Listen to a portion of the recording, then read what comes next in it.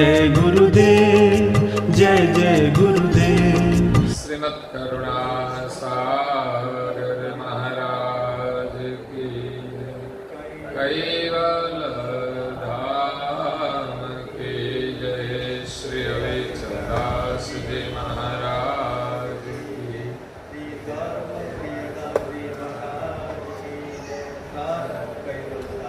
सत्य सारे सत्य सारे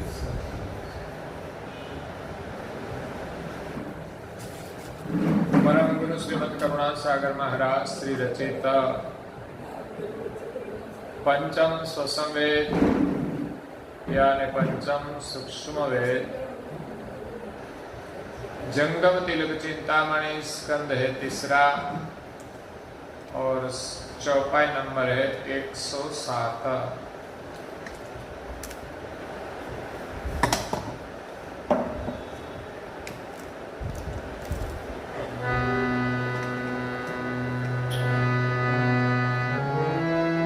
नचे पर पंच लाख नमत भोरे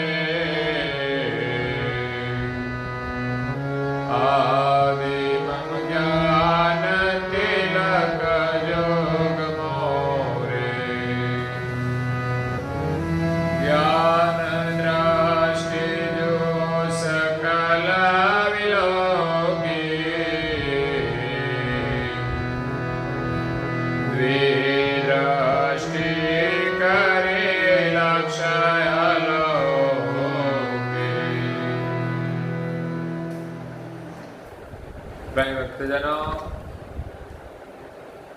ज्ञान संप्रदाय के आद्य स्थापक अनंत ब्रह्मांडाधीश केवल कर्ता के परम विशेष अंश सकर्ता सिद्धांत का प्रतिपादन करने वाले अनंत अंशों के तारणहार केवल धर्म धुरंधर नव बुद्धि के सागर महान समर्थ परम श्रेष्ठ परम विभूतिवान परम दयालु परम कृपा निधि सर्वज्ञ दिव्य परम गुरु श्रीमद् करुणा सागर जी महाराज जगत के जिज्ञासु और मुमुक्षु अंशों को यथार्थ ज्ञान का बोध करते हुए अपने अलौकिक अमृतमय वाणी में स्वरचित पंचम स्वसंवेद ग्रंथ के तीसरे स्कंद की 107वीं चौपाई में कहते हैं कि नची पर पंच लखो न मत भूरी। परम गुरु जी ने इस पंचम स्वसंवेद ग्रंथ में जो ज्ञान का वर्णन किया है इसमें कोई प्रपंच नहीं है।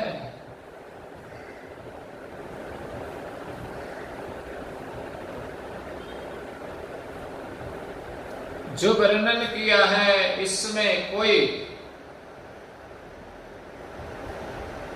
मत की प्रशंसा नहीं है। जो है वो सही कहा है। नहीं तो कभी कभी अपने मत की प्रशंसा होती है, दूसरे के मत का खंडन होता है, ऐसा बहुत चलता है। अपना जैसा भी हो वैसा हम उसको है उनसे भी ज्यादा प्रशंसा करते हैं। आपका चेहरा तो चंद्रमा जैसा लगता है,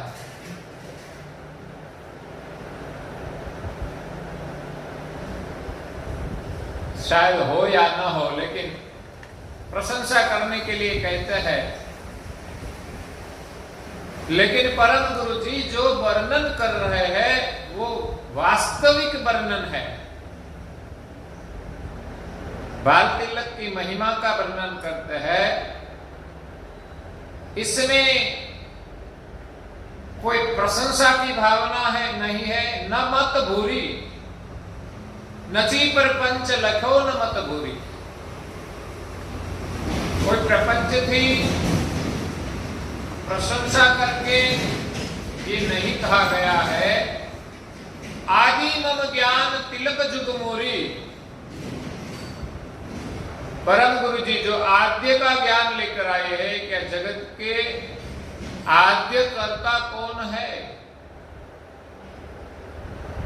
इस जगत का जो मूल है वही तिलक है।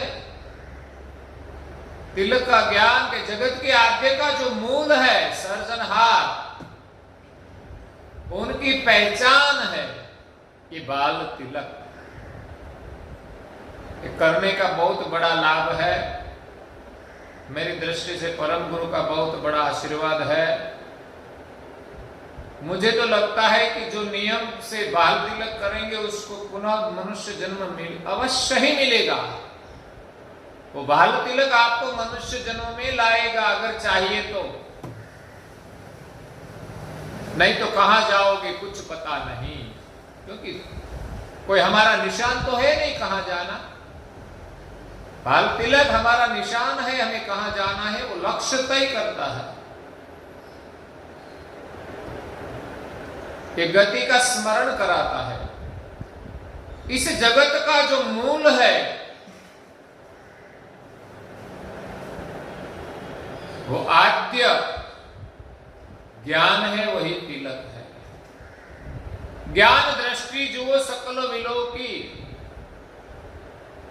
आगे जो जंगम तिलक चिंतामणि में वर्णन किया, संसार के सभी शरीर बाल तिलकवत दृश्यमान होते हैं, बाल तिलक गति से विकसित होते हैं, बाल तिलक गति से वर्तमान करते हैं। सभी अंश भी बाल तिलक गति से आए हैं। तो ज्ञान दृष्टि से आप सब अविलोकन करें, द्विदृष्टि करी लक्ष्य अलौकी। जो अलौकिक लक्ष्य है उनका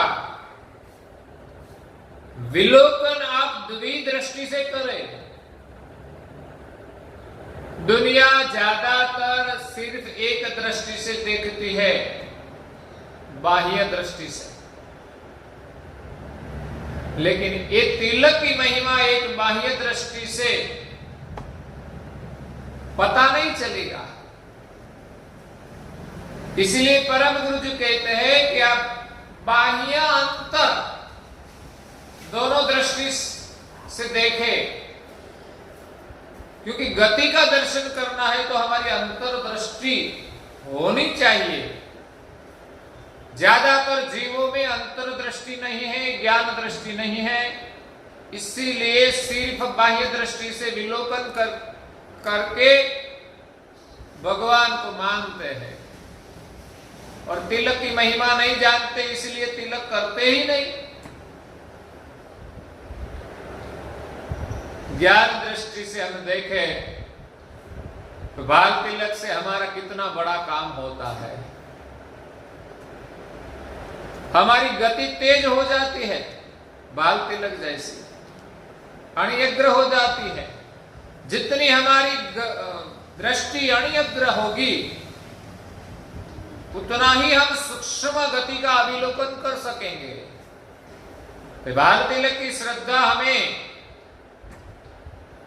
अणियग्र गति प्रदान करती है, जो सभी क्षेत्र में हम सफल होते हैं।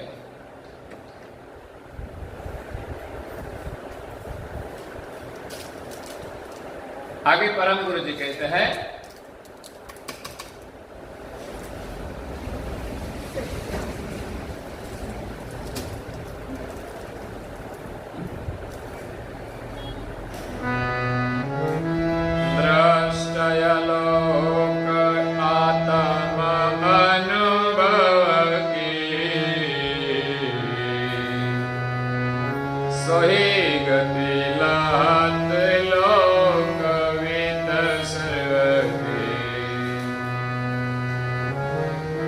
यही निज द्रष्ट लक्ष्य मम न्यालो बाल तिलक मखावदित विशाल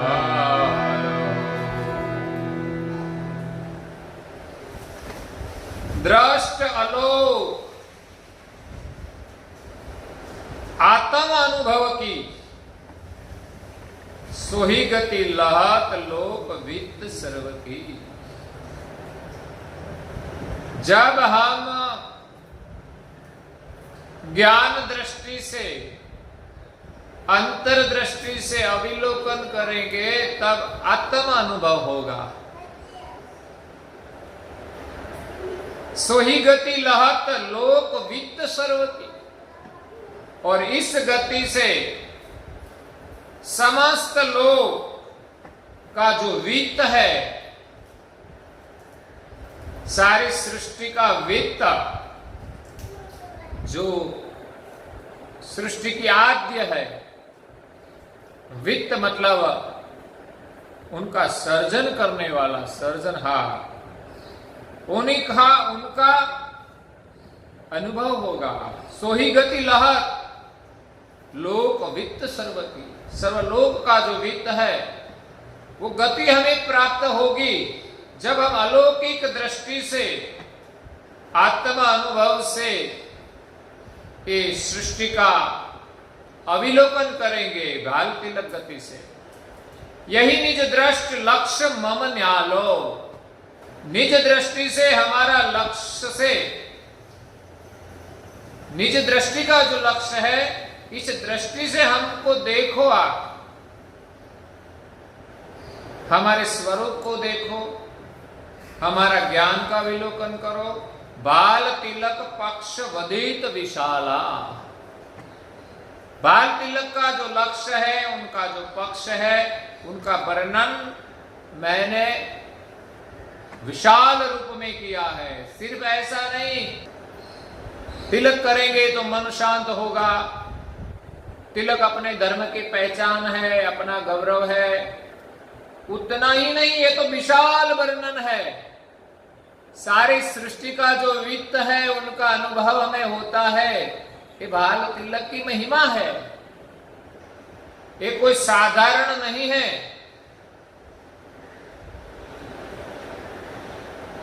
कैसा भी अवरोध हो उनको तोड़कर हम आगे बढ़ सकते हैं। जैसे आजकल मिसाइलें आई है, तेज गति से दुश्मनों का सामना करती है। किसी दुश्मन का मिसाइल हो तो उनको तोड़ने का काम तेज गति की मिसाइल करती है। वैसे ही बाल तिलक संसार की जो भ्रमणाएं हैं उनको तोड़कर, वो गति सर्जनहार से ही आई है, इसीलिए वो सब तोड़कर वहां पहुंचती है। वो निशान है उनका, इसलिए इसमें कुछ भी आए उन सभी को तोड़ देगी। तो बिना ये दृष्टि हमें संसार की भ्रमणा वो तोड़ नहीं सकते। कई महापुरुषों ने ये जगत जंजाल को तोड़ा, लेकिन देव जंजाल में फंस गए। उनसे आगे किसी की गति थी तो वो देव जंजाल को तोड़ा, जगत जंजाल देव जंजाल को तोड़ा, आगे ब्रह्म जंजाल में फंस गए, कोई निज आद्य तक पहुंचे नहीं। करुणा सागर बाप जी कहते हैं, इस बाल तिलक की गति से आप जो ज्ञान का अवलोकन करेंगे तो सारी सृष्टि बाल तिलक गति से वर्तमान करती है, और उनकी उत्पत्ति भी बाल तिलक गति से हुई है। जो इस गति से आप आगे बढ़ेंगे तो जगत की जो आद्य है, सारे लोक का जो वित्त है, उनका अनुभव होगा। बाल तिलक हमें सर्जनहार की प्राप्ति कराते हैं, इसलिए हमें अपने सिर पर, ललाट पर बाल तिलक करना चाहिए। और भीतर जो गति है उस नमूने से ही परम गुरु जी ने ये बाह्य बाल तिलक का निर्माण किया है और ललाट में करने का अनुरोध किया है। और आगे कहते हैं, हे अणि अलंकार सकल धन धज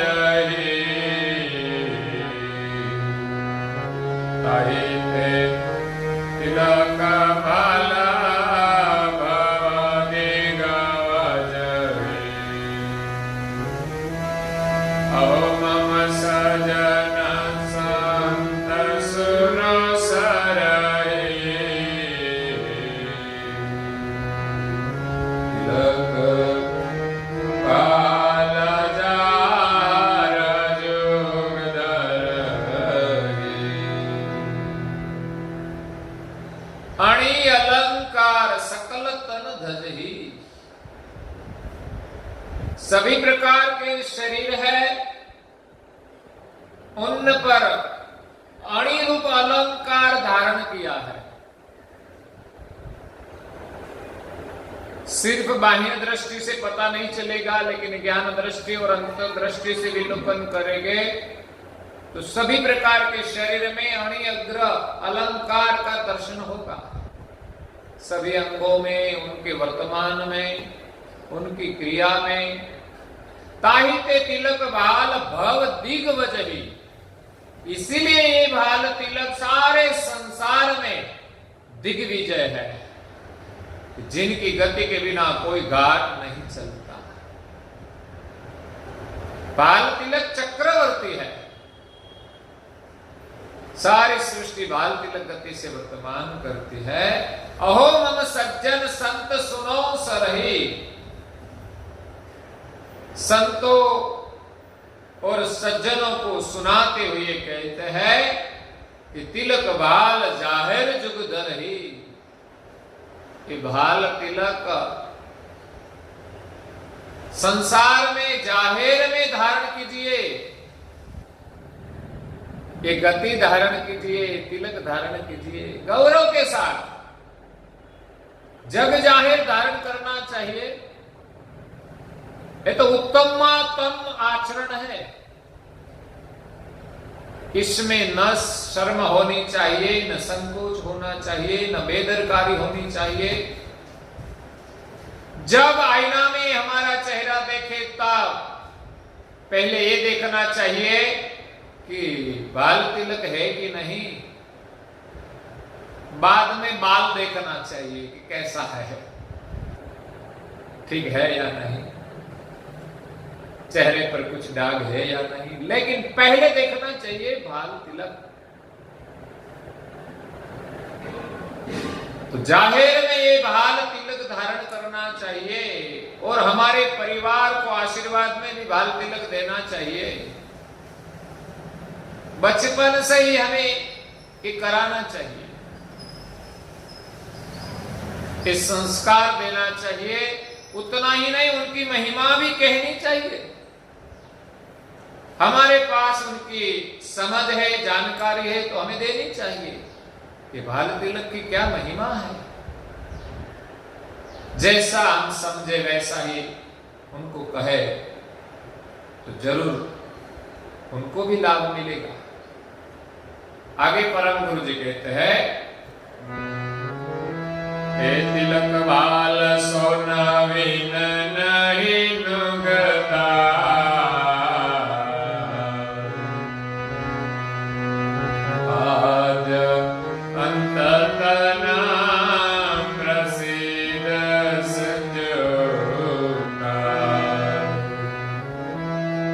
सकल जीवा मामा पद पदाक्ष।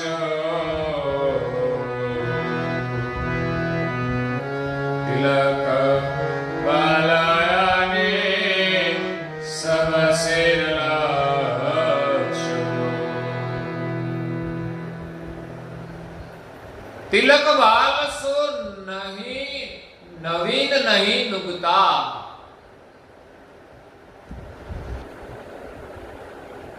एक कोई नया प्रयोग नहीं है, नई युक्ति नहीं है, नई कोई चाल नहीं है।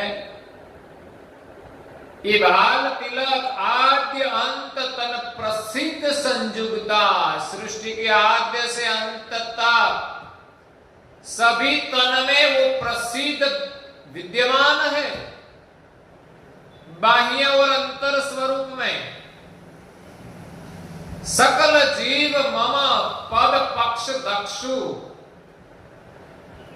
सभी जीवों को परम गुरु जी कहते हैं कि मेरा जो पद है, उनका जो पक्ष है, उनका जो बोध है, तिलक बाद अनि सब सिर लक्षु। जो बाल तिलक की जो अनि है, उनकी जो गति है, वो सबके सिर पर लक्ष्य रूप में विराजमान है। तो ऐसा ये बाल तिलक सबके सिर पर लक्ष्य गति से विराजमान है। और ऐसे सभी जीवों को परम गुरु जी अपने पक्ष में अपनी दीक्षा प्रदान करते हैं। उनके शरण में जो आए और ये लक्ष्य गति जो पाए, इन सभी को परम गुरु जी दीक्षा प्रदान करते हैं।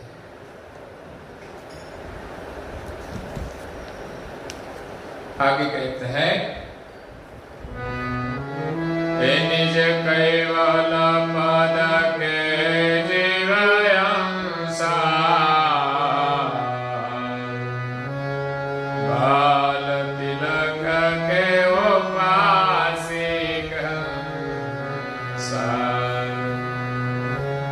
जब कैवल पद से द्वैत पावा,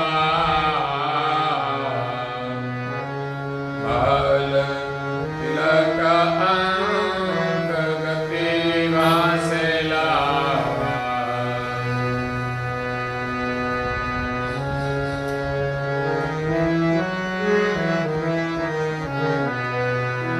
निज कैवल पद के जीव अंशा। सभी जीव जो अंश है वो निज कैवल पद के है। बाल तिलक के उपासिक हंसा, सब अंश बाल तिलक के उपासक है। तब तो यहां संसार में आए हैं बाल तिलक गति से। बाल तिलक हमें सृजनहार की पहचान कराते हैं। इसीलिए सभी जीव अंश इस बाल तिलक गति से हंस स्वरूप में उपासना करते हैं। जब कैवल पद से द्वैत पावा, सभी अंश जब कैवल धाम से आए, बाल तिलक अंक गति वहां से लावा। ये अंश जब कैवल धाम से आए, तब बाल तिलक की गति वहां से लेकर आया है, लेकिन यहां आकर भूल गया। मुझे याद कराना पड़ता है।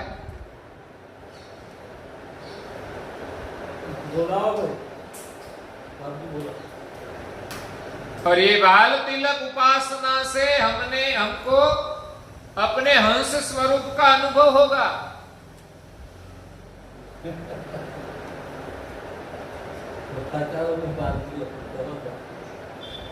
तो ये बाल तिलक की अद्भुत महिमा है। आप सुनिए और करिए। यही परम गुरु का बड़ा आशीर्वाद है। मैंने अभी कहा कि हम बाल तिलक करेंगे तो जरूर अवश्य ही अवश्य हमें पुनः मानव जन्म तो मिलेगा ही, और हमें सृजनहार के पास जाना है। इसलिए इस बाल तिलक गति से ही हम जा सकते हैं। यही हमारा पासपोर्ट है। पासपोर्ट बाल तिलक की महिमा है। सरजे श्रेष्ठ उत्कृष्टता बन का, तिलक भाला से केवल का, निज करतार उपास जो करो, तिलक भाल छा पाउर दर हो। सर्जी सृष्ट उत्कृष्ट तबन का, जब से सृजनहार ने ये उत्कृष्ट सृष्टि का सृजन किया है, तब से तिलक बाल सिक्का आद्य कैवल का, सृष्टि की आद्य जो कैवल है, सृष्टि के सृजनहार, सृष्टि की रचना की तब से सर्जनहार ने सबके सिर पर एक भाल तिलक का सिक्का लगा दिया है, अपने स्वरूप में, अपने शरीर में। लेकिन हम वो सब भूल गए हैं, इस गति का विसर्जन हुआ है। तो उनका स्मरण के लिए परम गुरु जी आज्ञा करते हैं कि आप ललाट में धारण करें। निज कर्ता उपास जो कर हो, आप निज कर्ता की जो उपासना करते हो तो तिलक बाल छापा उर दर हो। ये बाल तिलक की जो छाप है, जो स्वरूप है, वो आप ललाट में करके हृदय में धारण करें। ये हमारा लक्ष्य है, सर्जनहार की उपासना करना और उनको पाना। तो उपासना करने के लिए हमें प्रारंभ में ललाट में तिलक करना चाहिए, वो हमारी पूजा है।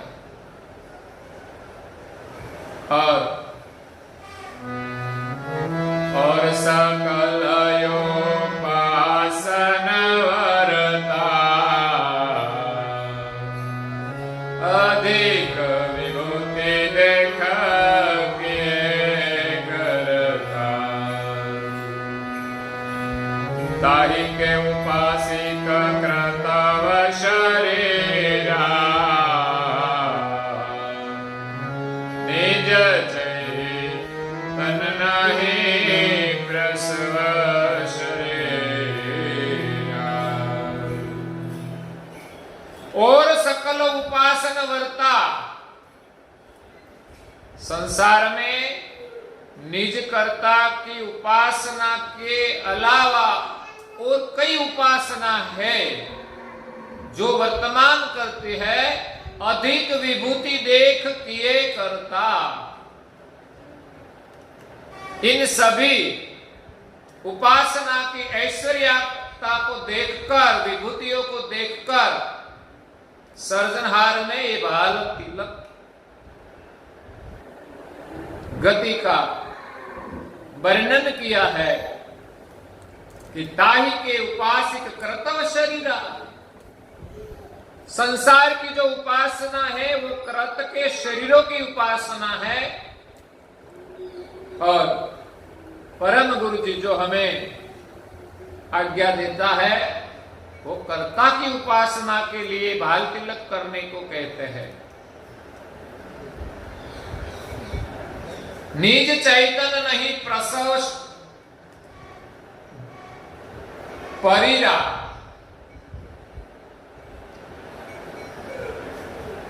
लेकिन संसार की जो कृत्वी उपासना है, इस उपासना से निज चैतन स्वरूप का प्रसव नहीं होगा या तो उनका अनुभव नहीं होगा।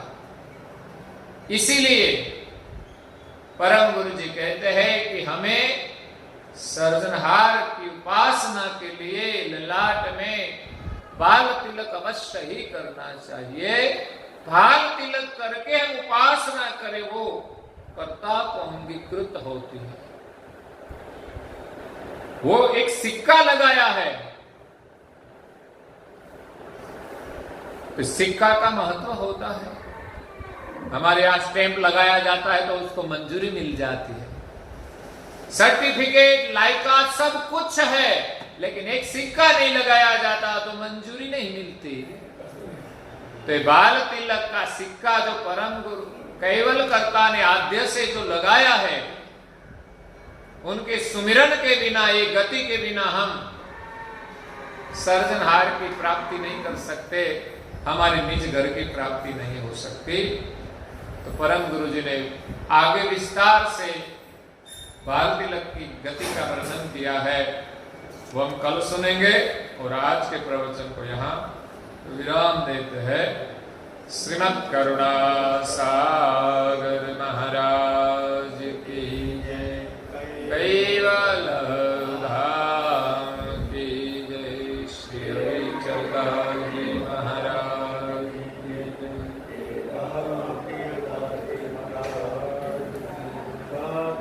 सत्य अहिंसा है, सत्य अहिंसा।